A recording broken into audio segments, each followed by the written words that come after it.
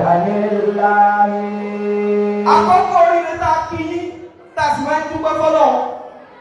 Ó ní wípé ní mélòó èèyàn ní máa ń dájọ́ orú ọjọ́ báyìí tọ́lọ́run ní kó bá wọn láyé. Mélòó èèyàn ni ó da tọ́lọ́run bó òjò orí ṣe. Tọ́lọ́run bá wá ní kéèyàn wá dárú ọjọ́ báyìí tó sì jọ orí ṣe ó yẹ kó dúpẹ́ fọ́lọ́run. Alhamdulillahi laysa suni'u aydina. Bàbá lájẹ́ ẹ dákun ẹ máa wọ bí yìí. Bàbá ọkọ ẹ̀yin náà máa wọ bí dáadáa.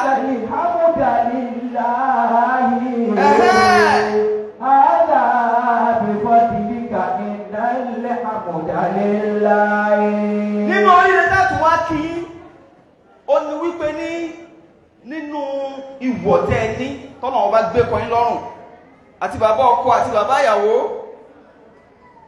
ìkánnú ẹ̀ lọ́nà tún ní kẹ́ ẹ bọ́lẹ̀ yìí. Ẹ sọ pé alhamdulillah. Alhamdulillah. Tó sì jẹ́ ìwọ̀ kan tó tóbi gẹ́gẹ́ bá Ànábì wa Muhammad sallallahu alaihi wasallam ṣe jẹ́ kó yé wa àwọn èèyàn Yorùbá Ànábì dáadáa. Ànábì wa Muhammad ó jẹ́ ká mọ̀ wípé nínú àwọn ìwọ̀ tó bí ní lórí ọmọ rẹ̀ tásì gbọdọ̀ máa pé ó lọ́pọ̀ o. Ó wá ní ṣùgbọ́n nínú ẹ̀ falyuzawwijhu idha balagha. Ànábì wa Muhammad sallallahu alaihi wasallam ó ní kí bàbá ọkọ àbí bàbá ìyàwó tọ́mọ wọn bá ti bàlágà tó bá ti tó lọ́kọ ó ní kí wọ́n fún lọ́kọ. Ó ní tó bá ti tó ládàá kí wọ́n fún ládàá kí wọ́n sọ yìí fún. Torí pé nínú àwọn ojúṣe wọn tí wọ́n gbọ́dọ̀ pé ní ẹ wá máa gbọ́n tánàbí wa fi tẹ̀lé o bàbá wa ìmọ̀. Ó wá ní fa in lam yuzawwijhu idha balagha fa asaba ithman fa innama ithmuhu ala abihi. Ẹ gbọ́ lọ́wọ́ bá tóbi. Bàbá ọkọ ó ní fa in balagha ó ní tọ́mọ ìbá ti wá bàlágà tó tó lé ọkọ lọ tó lé tó níyàwó rí ó ní falam yuzawwijhu. Bàbá rẹ̀ tí wọ́n ń dìlé rẹ̀ pé kò tí ì tó ṣe sùúrù díẹ̀ sí mo fẹ́ kọ́ parí kọ́ọ̀sì tó ń ṣe yẹn náà mo fẹ́ kọ́ ní phd ẹ lọ́wọ́ náà mo fẹ́ kọ́ ọ̀gá gbogbo ìyá ayé tán kó tó ní kọ́ lọ. Ànábì nípa asaba ithman ó ní lọ́mọ ẹgbẹ́ bẹ̀rẹ̀ sí dáwọn ẹ̀ṣẹ̀ kan ní bá ń dá pé òkú ti tó lọ́kọ́ ẹ̀sìn kọ́ ẹlẹ́ fún mi lọ́kọ́ mo ti tó ládàá ẹ̀kọ́ ẹlẹ́ fún mi ẹjẹ́ mi lọ́mọ ẹja yẹ lọ ó ní wọ́n ń jẹ́ lọ bẹ́ẹ̀. Ànábì nípa innama ithmuhu ala abihi ó ní gbogbo ọ̀rọ̀ tí bá wọ́n ń dáńgbà yẹn tí bá wọ́n ń ṣe fún àwọn ọkọ lórí bàbá rẹ̀ yóò àwọn dáná wọn àwọn ọkọ fún pé ó sì dúró fẹ́ lórí ìyàwó ọdún òtí ìtò ọ̀rọ̀ tó dàbí ẹ̀kọ́ lè lórí ẹ̀kọ́ sí làkáǹtì rẹ̀ ọ̀rọ̀ tí tó lọ́kọ̀ ní òtí ìtò ọ̀rọ̀ tó dàbí ẹ̀kọ́ kọ́ sí làkáǹtì rẹ̀ bí wọ́n ti máa kọ́ fún nìyẹn. Ibn Umar radiyallahu ta'ala anhu lónà tí wọ́n sọ pé ní zawwiju awladakum idha balaghu kay la tahmilu athamahum. Wọ́n máa rú ní ẹsẹ̀ yìí fáwọn ọmọ yín nígbà tó bá ti tó sọ yìí torí wípé ní kó má jẹ́ pé ìlẹ̀ padà wà máa ru ẹ̀sẹ̀ wọn lẹ́ẹ̀ma gbé. Ìyẹn lórí rẹ̀ ká kí bàbá wa bàbá ìyàwó tòní àti bàbá ọkọ nínú wọ̀nyẹn lọ́wọ́ sí ní kẹ́ bọ́lẹ̀. Gbogbo tí wọ́n ń dẹ́ra fún wọn lọ́wọ́ tó kẹ̀yìn má lẹ́yìn ẹ̀. Àwọn èèyàn sí ámìnà fún wọn dáadáa.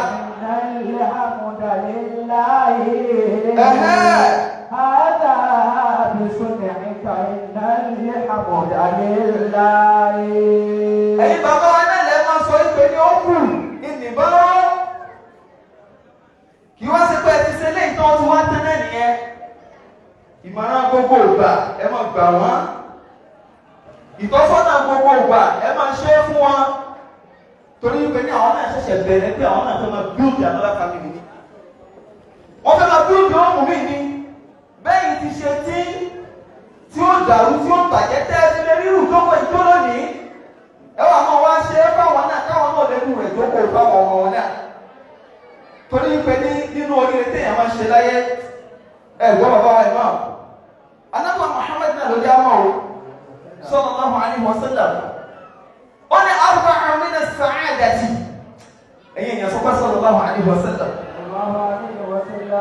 ó ní nǹkan mẹ́rin kan bẹ́ẹ̀ tó jẹ́ pé nínú oríire tẹ́lá ó ṣe ni tí wọ́n kì í bí ọkú oríire pé tó bá ti ní wọ́n ní ọkú oríire o bàbá náà ọkú oríire ó ní àkọ́kọ́ ó ní al-mar'atu as-salihah ẹ̀gbọ́n afáàkọ́fà ní ó ní al-mar'atu as-salihah ọkọ ìyàwó àti ìyàwó akíyò ọlọ́run ní ní ẹran tí ọjọ́ òdìkẹ́ ẹ̀kú sọ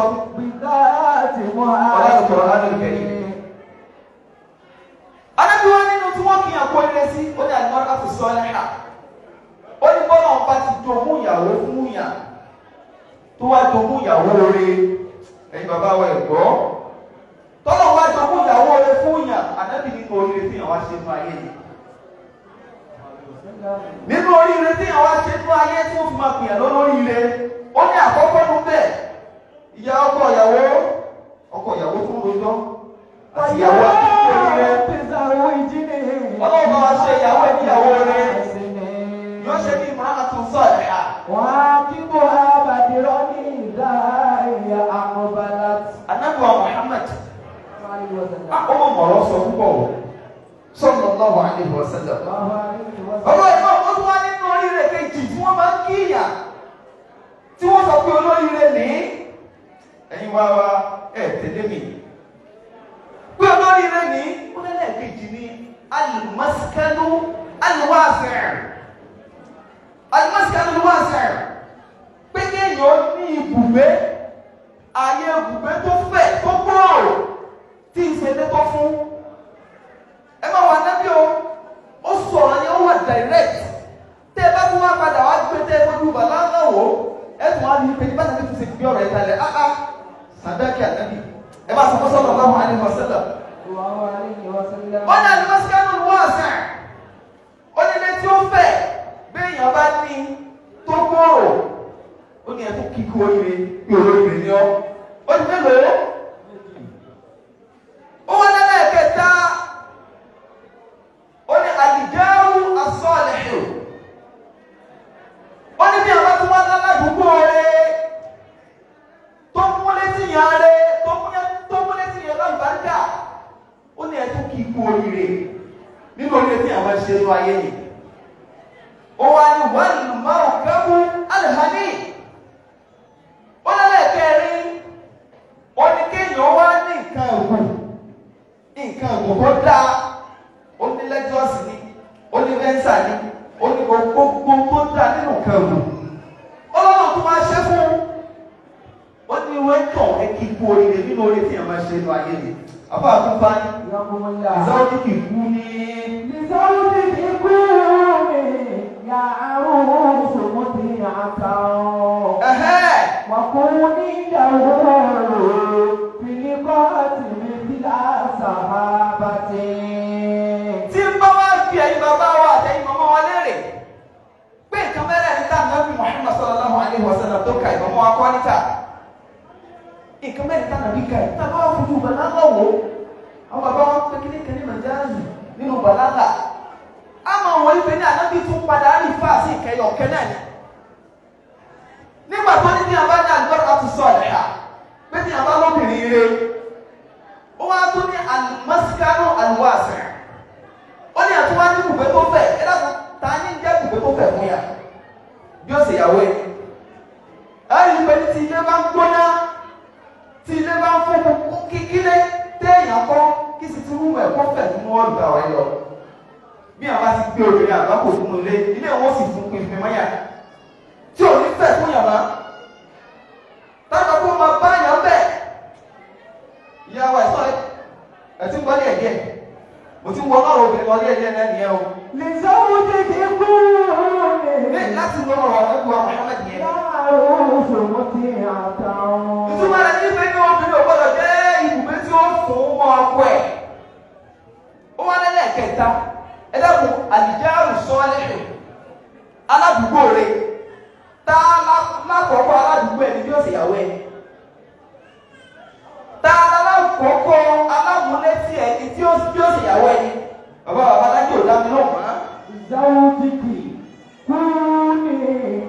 عروس مطيعة ọlọ́run jẹ́ bàbá rà sí fún. وكوني له في الفاتح مثل صحابته.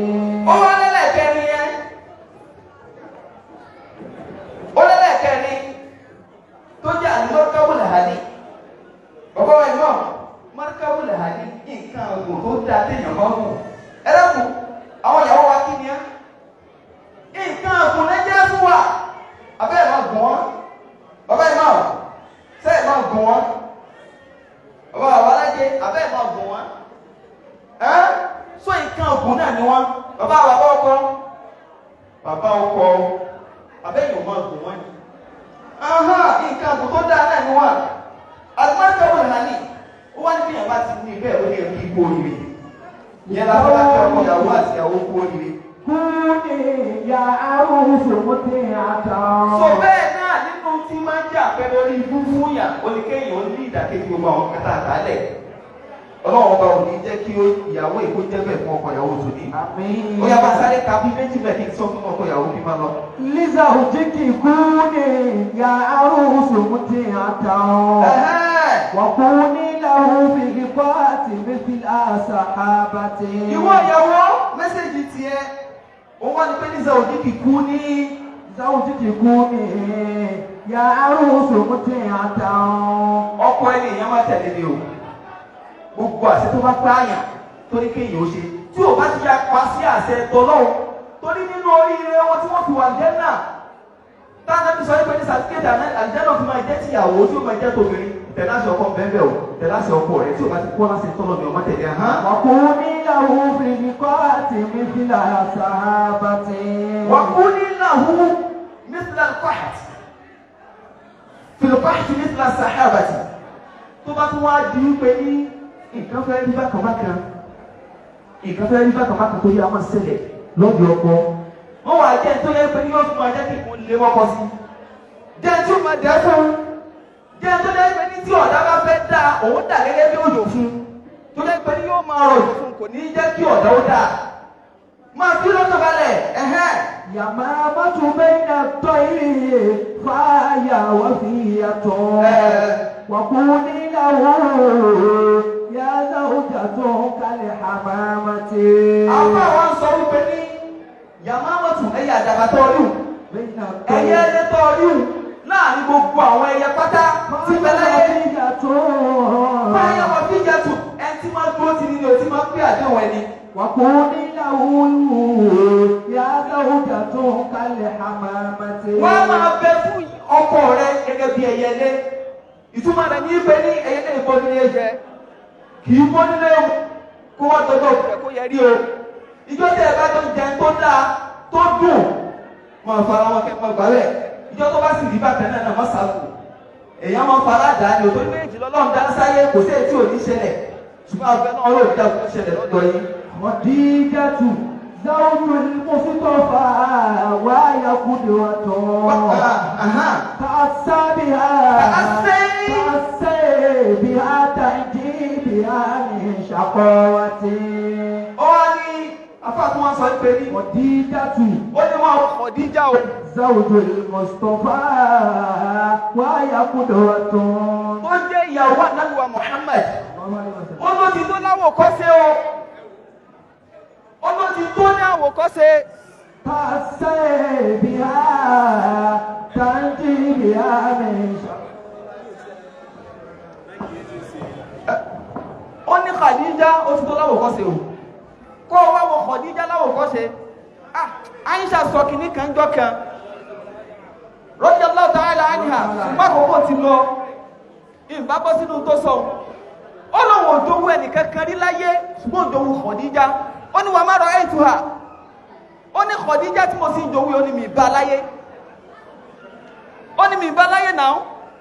Torí pé ní kò ìtumọ̀ ẹni pé kò bá ní ọ̀dẹ̀ Ànábì wa Muhammad sallallahu alaihi wasallam.